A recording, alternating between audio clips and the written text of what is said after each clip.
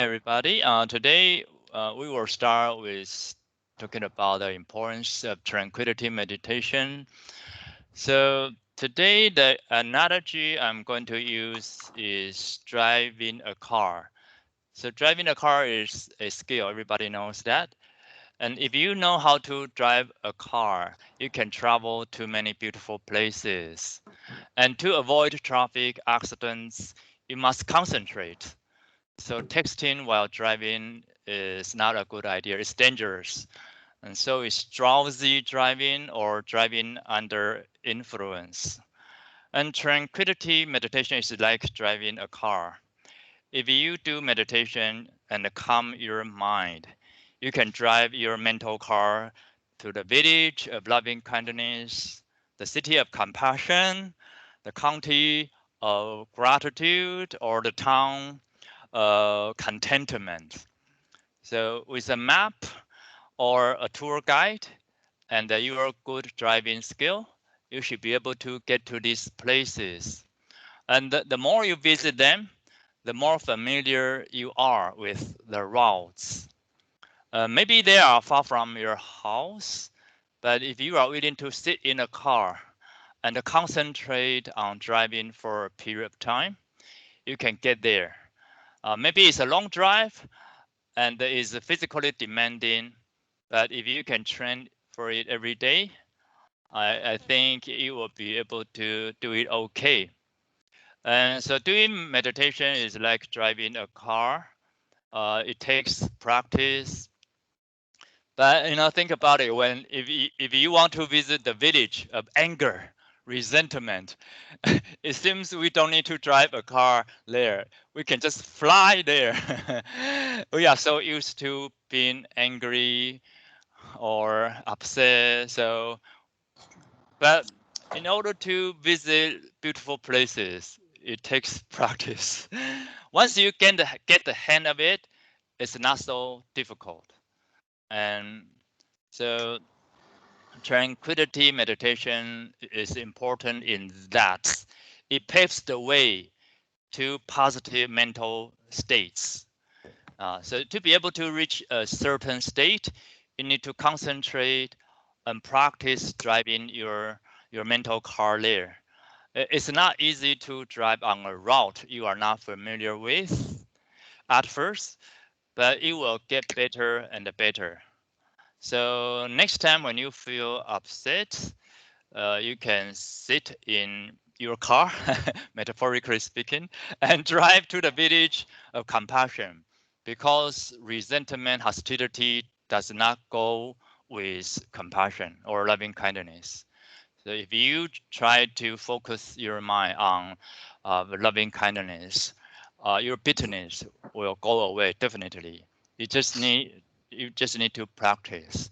So when you feel upset, you know it's coming, and then you have to calm your mind first and stay away from the source of resentment for some time, and then you work on it. It sounds easy, but it's not. When we try to get in our car, there are many obstacles on the way to the car. Yeah. So what are they? They are called the five hindrances. Five hindrances. So the first hindrance is sensory desire. It makes it so difficult for us to concentrate. So sensory desire means the desire to look for pleasure through the five senses of sight, sound, smell, taste, and the touch. So this is the first hindrance. So if we do not try to cut down on our dependence on the desired, it's so hard for us to just walk to the car and sit in our car. This is the first hindrance. And the first hindrance is ill will. So ill will is feelings of hostility or resentment, hatred, bitterness. If we feel upset, it's so hard to calm our mind. And the third is sloth and the torpor. It's like just mental laziness. It's hard for you to concentrate because you are lazy. You are lazy, and you don't pay attention. And the fourth is just like the opposite of laziness, is restlessness. So too many ideas go through your mind. It jump from idea to idea without like staying for a few seconds. It's so hard. So this moment, I'm thinking about what to cook for dinner. Next moment, oh, I have some debt to pay. And the next moment, when can I get to Taiwan? And the next moment, oh, it's just crazy, restlessness. So the inability to calm the mind. That's the fourth hindrance. And the last hindrance is doubt. So if you are a cynic, you tend to not believe whatever other people say. When people say, you know, you can be the person you want to be if you practice. No. This must be some conspiracy theory, or you must want to control my mind. The government wants to control my mind. So first, you have to believe in other people's words. Give it a try. So when I say, if you practice tranquility meditation, your bodily pain, if not go away totally, at least you forget about the pain to some extent. You have to believe in it. Otherwise, you will never give it a try. So if people are so cynical, they don't trust anyone, and they always have some doubt on people's motivation. And it's so hard for this kind of people to make any changes. So these are the 5 hindrances. And I think the first one is a big problem. Yeah, we want to watch TV, we want to listen to classical music, or we want to eat every day. So that's why I did an experiment. If I didn't have to cook, I didn't have to spend so much time eating, so much time I can use. So that's why I didn't tell this to Shane, but I spent only 100 American dollars within 2 months. Only it's only possible in Taiwan because usually one meal costs me 50 NT dollars, and I bought one meal a day. I, I only ate one meal. Those 2 months. So yeah, so a month cost me 50 NT dollars. And I learned how to live with hunger, being hungry all the time. And but I had so much time for my use. Okay, so uh, this is the analogy for today's tranquility meditation. And ooh, Steve, welcome. Okay, so before we get to today's topic for insight meditation, let's review what we learned last week. So what should we do when some desire or craving arises in our mind? Usually people just try to gratify their desire. They think they come up with ways to gratify their desires, but a trained person, a wise person tries to see its danger. So if you want to gratify your desire, is there any danger? Um, if I can live without this desire, will it be better? So a wise person try to stop the desire from bothering them. So when you have craving for something, it's annoying because it's in the back of your mind and telling you you should go out and buy some chocolate. You should go out and buy some chocolate. Oh, I don't have time. And so how do you make the desire or craving go away?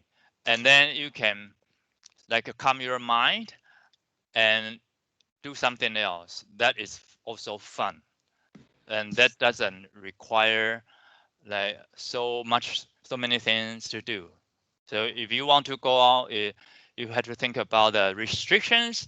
Is it allowed, or do I have to wear a mask? And just because you want to eat some sweet food, you have to do so many things. Is it worth it? So you think about it, and then you tell your desire to go away.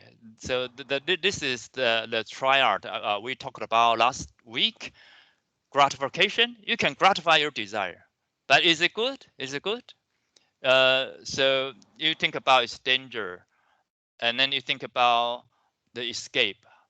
So like we said last time, sometimes happiness happiness does not come from acquiring more things.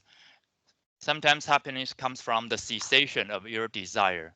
The cessation, because so much trouble in life is from our negative thoughts or desire.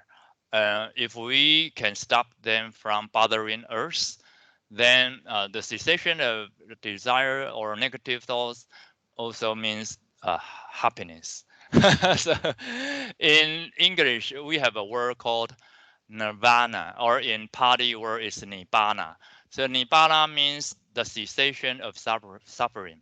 Why can you achieve that state? That is because you deal with your negative thoughts. So the cessation of negative thoughts, the cessation of defilements in your mind, the cessation of desire, that will lead to the cessation of suffering. So that's the definition of nirvana. And so we tend to think about gratify our desires to make ourselves happy. But if you can think about another way, like how can we make our desires go away? Yeah, this is something for you to think about. Maybe you will feel content immediately without having to go out because you shift your focus on other things. That is also a lot of fun and rewarding. Okay, I'm going to turn off a notification from a group because it just keep me distracted. Okay, thank you. And so today we'll talk about how do you deal with these desires that just like try to enslave you. And first, we have two concepts to figure out. That the first concept is identification. Identification. So this is me, and this is my personality. And another concept is appropriation. If you make distinction, strong distinction between you and me and others, then it's natural. It's very natural for you to try to accumulate more things for your own use, because you do not see people as a community. You try to be, self-centered, and we want to like promote the idea of selflessness, because when you think about it, uh, where is your identity? Where? What is it? Tell me. It's so like illusory, and it's just a mental image of yourself. But people like try to grasp some kind of like self-image, and the bigger ego you have, the more difficult for you to be content, and the more likely for you to accumulate things, accumulate resources for your own use. So we have a continuum: selfish, selfless, and today we will compare. And so the idea I want to share is, in fact, there is no fixed identity. So that means you can be the person you want to be. But if you have strong attachment to a sense of selfhood, it's more likely for you to protect your ego and to be self-defensive when someone tries to give you some feedback, constructive criticism, because you think people are attacking you. If you have a big ego, whenever someone says something about what you do, you tend to protect your ego. You are defensive. But most of the time, people just want to get things well done, how to improve things, how to get things better. They don't have the intention of attacking you as a person. So uh, we are trained to see a living being as composed of 5 aggregates. And I talked about this to Leon before. And what are these 5 aggregates? We have physical body, we have feelings, perception, so we know what kind of color this is, and the volitional formations. It covers many different things, but we will talk about that later. And also consciousness. So some people tend to have more attachment to their body. So if you work in a fashion industry, appearance is very important. You tend to have strong attachment to your appearance, your body, or athletes, they need to stay healthy. Others, they have strong attachment to their feelings. So it seems they are defined by their own feelings. Everybody is different, but whatever they are impermanent. They are ever changing, and you have no control over this at all. So if you have strong attachment to your body, but every moment your body is aging, and you have no control. You can only do your best to stay healthy, but you have no control over its changes. And feelings. This morning, when I got up, I feel good, and then next moment something happened, and you feel upset. So some people are like so obsessed with their own feelings, and when something goes wrong, that bad feeling stays with them for one day. Oh, that's terrible. I used to be like that. But then after training for two years, it lasted for half a day. And then after a few years, lasted for only 20 minutes. And then after 20 years of practice, it just doesn't bother me at all. Come on, it's trivial. And the feelings are impermanent. It just come and go, come and go. It's okay. So I feel bad, but maybe in 5 minutes I will feel good again. So don't be obsessed with your own feeling. It's not something you want to focus on throughout the day. You will ruin your day. Okay, so we try not to be attached to like these 5 aggregates and identify each of them as yourself, your identity. So let's move on to the next concept. Yeah. So if you think you are unique and like I'm the best and I deserve more, and so yeah, does this ring a bell? Like a president always say, blah blah blah first, blah blah blah is the best. Yeah, I think Emily and Rick get what I'm saying. Because we have so many American citizens here. America first. America is unique. We deserve the most resources on Earth, and yeah. So what about other countries? Oh, they are shithole countries. Okay, so Steve, yeah. Steve is also an American citizen. Sorry about that. But identification, appropriation, they go together, This is me, this is mine, this is mine. So you should not take away what I have. And this is the source of conflicts. Everybody thinks they are unique and that they deserve to have more. And among people, they fight for resources and countries which wars, to acquire water or to like get more market shares, or like so many things bad things happen because people have this strong attachment to appropriation. And I believe everybody is the same. If you don't practice, you tend to think, oh, this is my cell phone. How come you took away my cell phone? Oh, this is my house. How can you like use my house without telling me? Or we have strong attachment to things that belong to us. If something you say, we get offended so easily.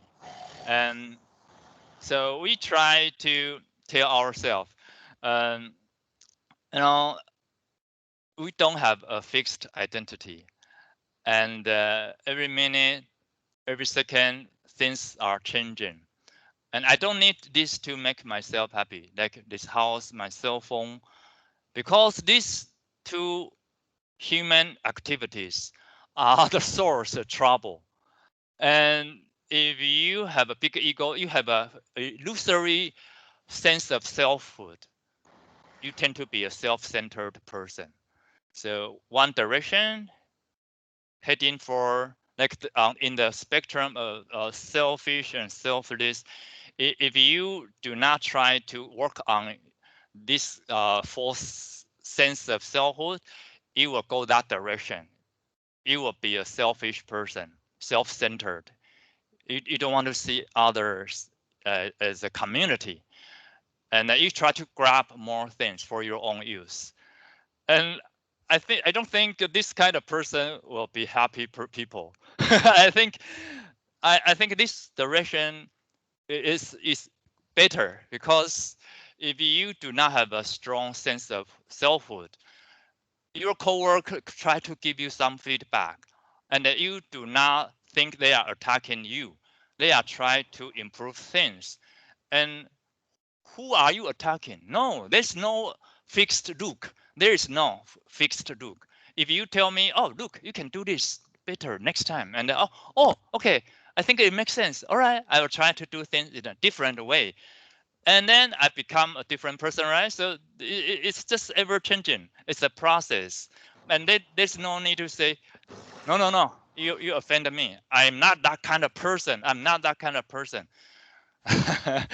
Then people don't want to give you opinions, their true opinions anymore, because you are so easily offended. And why? Because you are trying to protect your ego. Let's just look at how things are done, not talking about whom to like dislike or hate or attack or something like that. So being selfless and share with what you have, just make everybody happy. If you have more now, you share a little bit with me. Oh, I'm so happy. Someday I want to pay you back.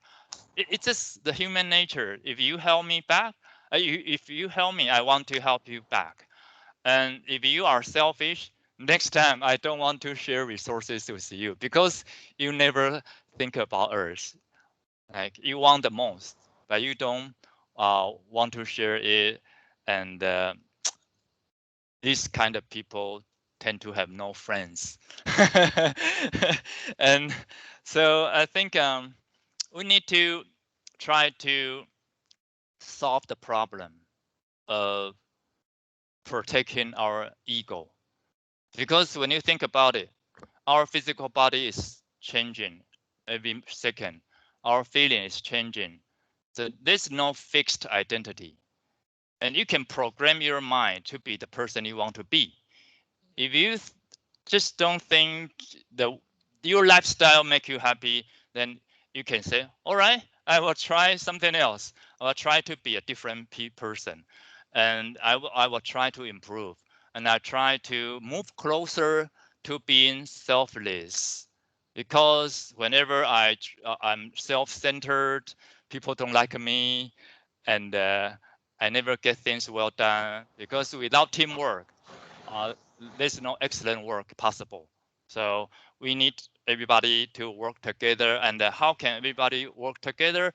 Because they see everybody as part of the community, not just individual, and not just self, me, mine, yours. And there is a clear-cut distinction between what's yours, what's mine, and then protect what they own. It's so the life process is so tiring. People pursue something. It requires hard work. When they get something, they have to protect it. They have to install security cameras. They have to set so many passwords in order to protect their information, their property, something like that. And then eventually they will lose it. because you will pass away. Eventually, they will lose it. When they lose it, they feel so bad. Oh, I worked so hard for 30 years. I'm a billionaire. And now I have cancer. I'm going to die in 4 months. You know, it's so hard for them to say goodbye because, but do you have any control over it? No, you don't have control. So I think if I have money, if I have a lot of material positions, I will try to share as with many people as possible to make the best use of what I have, to make the best use of my money. So I want to invest my money in education because education is the only way you can change people's minds, change their behavior, change their thoughts.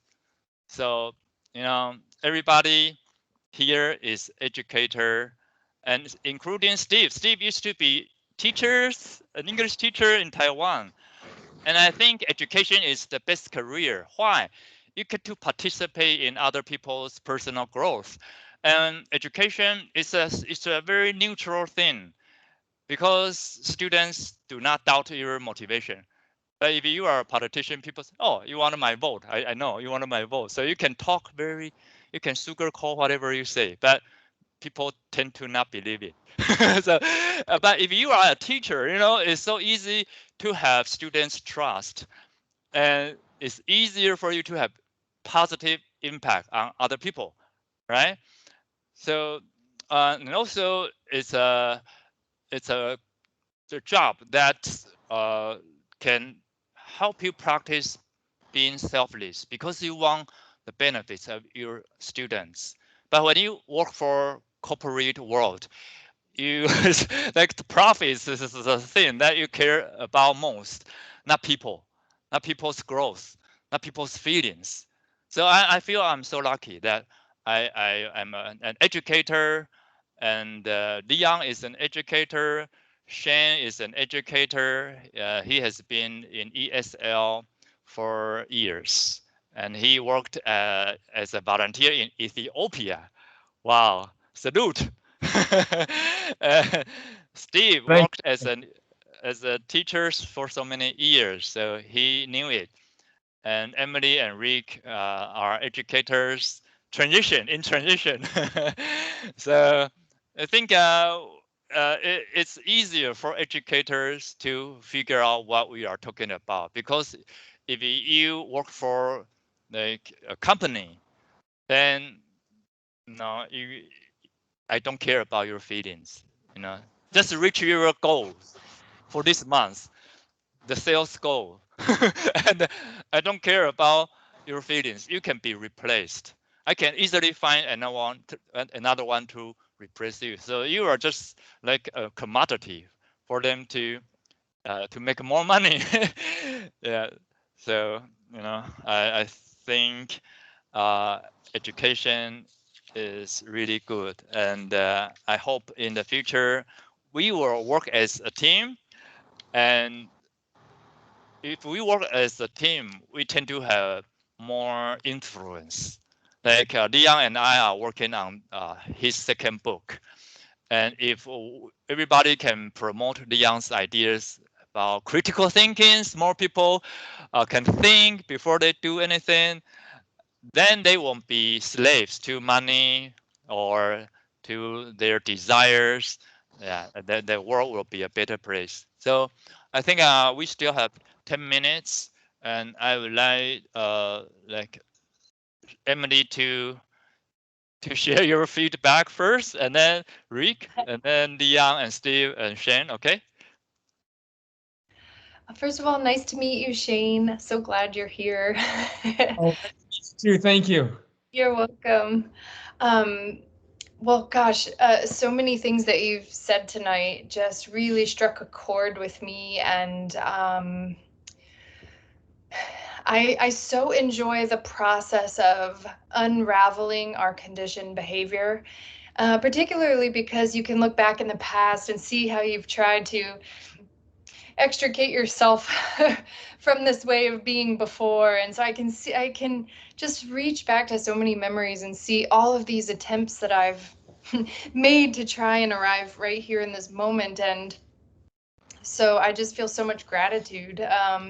But particularly what you were saying at the end about the corporate world and education being a gateway to understanding these teachings, that just really resonated with me. And I've always had kind of a mentor attitude and wanting to be a mentor and wanting to help people and teach, even though I'm not necessarily an expert in something, teach from the gut and teach from the heart. And so I appreciate that wisdom. Thank you so much.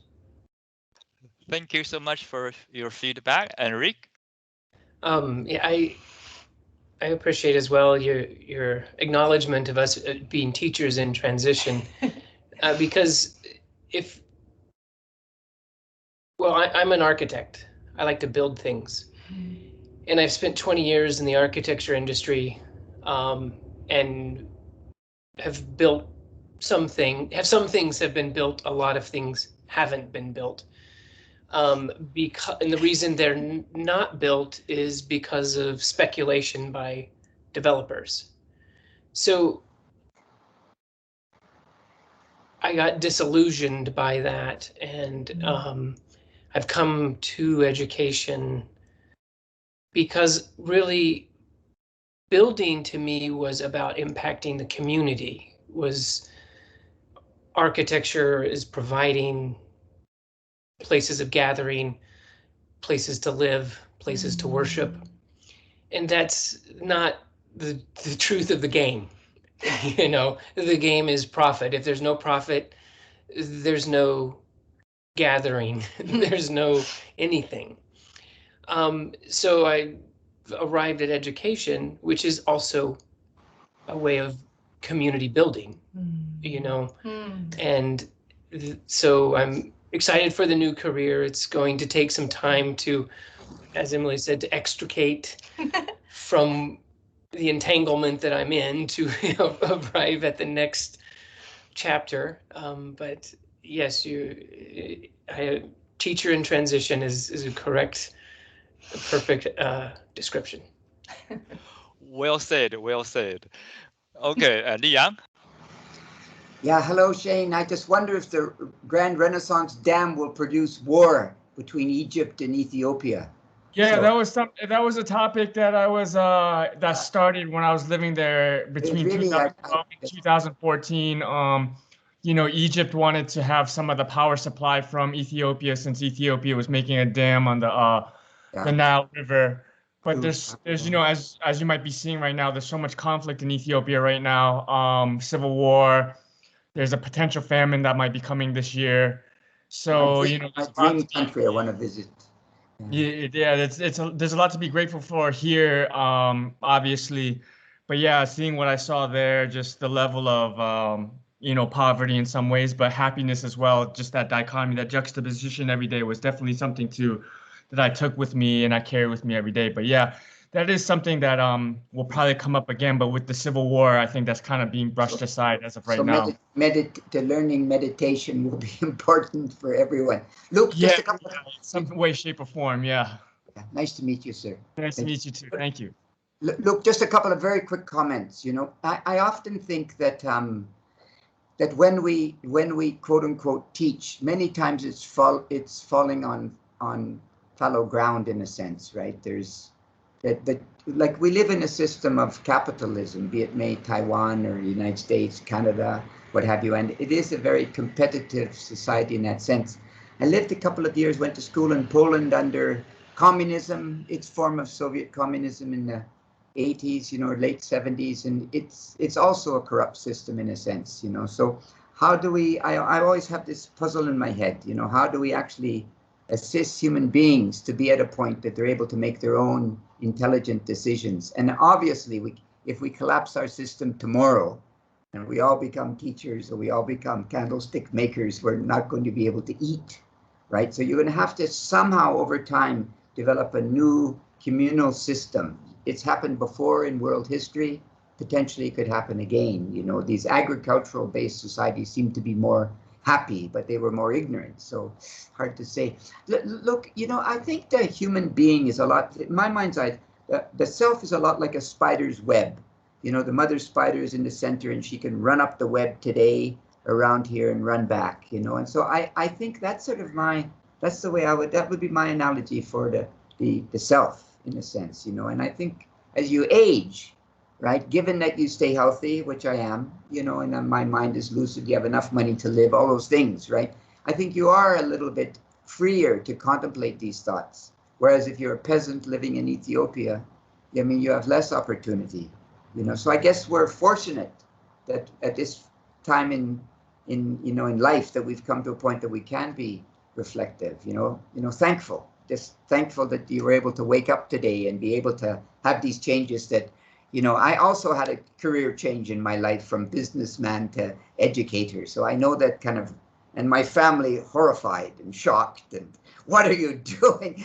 And there's always one brother or one sister who's outstandingly successful, and they go, really? Tell me about this, so thanks, Luke. Just appreciate it. Thank you. Steve? Oh, I have to unmute your mic. We can't hear you, Steve. Yeah, that would probably make sense. I came in late, so I came in right around the image of self.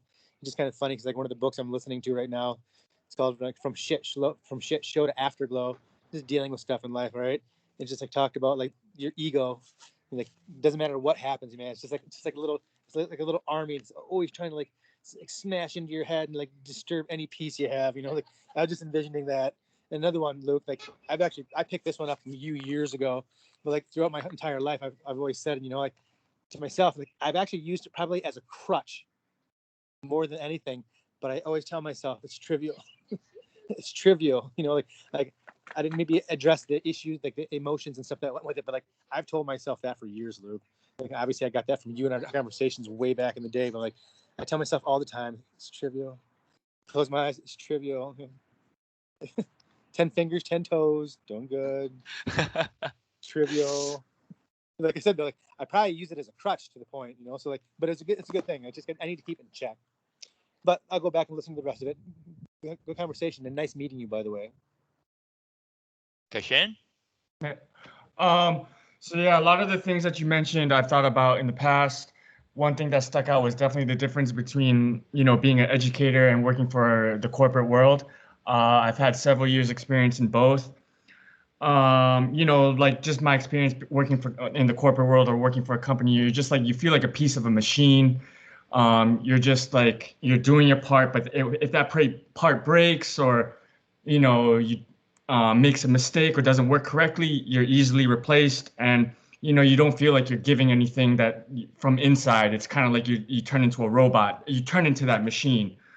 But the thing about, that I feel that's difficult about that is, you have pressure from society, whether it's your friends, your family, and then you also see what's going around you. And living in a country like the United States, you see people that are in the corporate world is like, that's what you're supposed to do.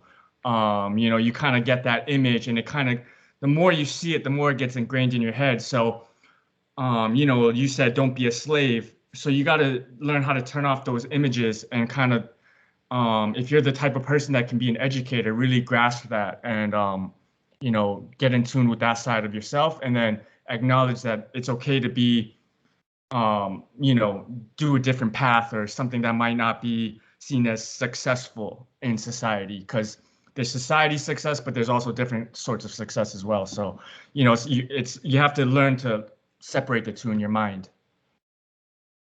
Okay, thank you so much. Because I have to interview someone, but next week we will move back to Tuesday night, North American time. Okay, thank you. Sorry for the inconvenience. So last word. In my 30s, I always ask myself, what if everything is taken away from me? And my money, my family, my clothes, and I don't have a shelter, I don't have food, I don't have clothes, I don't have nothing. And then is there anything I can still hold on to? And I told myself it's kindness. And so I used to think I want to have a heart of gold. I want to have a heart of gold. That makes me feel really good. So you can take away anything from me, but I have a heart of gold. And gold is also a good analogy because it's malleable. You can change gold into the shape you want, and it won't break the gold. So we can use gold to make beautiful jewelry because it's malleable, and we want our mind to be malleable. We want our mind to be flexible, not to like attach to a fixed identity. Like this is me. This is me. I'm who I am. I don't want to make any changes. we can be the person you want to be. That's my conclusion. Okay, thank you so much for tonight, and see you next week. Thank you. Bye-bye. Bye bye. Bye bye. Thank you. Nice evening. Bye bye. Bye, everyone. Bye. Thank you.